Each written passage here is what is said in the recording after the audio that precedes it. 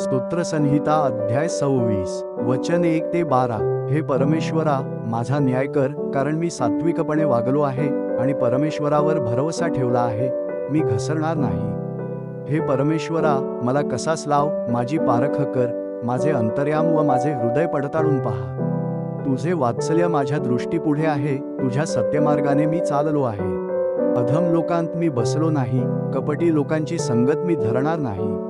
त्यांच्या सभेचा मी द्वेष करतो, दुर्जनांबरोबर मी बसणार नाही। हे परमेश्वरा, मी निर्दोषतेने आपले हात धुईन आणि तुझ्या वेदीला फेरा घालीन, म्हणजे मी प्रकटपणे तुझे उपकार स्मरण करीन व तुझी सर्व आश्चर्यकर्मे वर्णन करीन। हे परमेश्वरा, तुझे वसतिस्थान, तुझ्या गौरवाचे निवासस्थान ही मला प्रिय आहेत।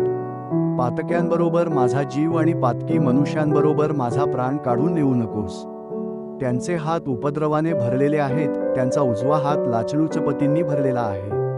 मी तर सात्विकपणे वागेन, माझा उद्धार कर, माझ्यावर दया कर। माझा पाय प्रशस्त स्थळी स्थिर आहे, जनसभात मी परमेश्वराचा धन्यवाद करीन। आमेन।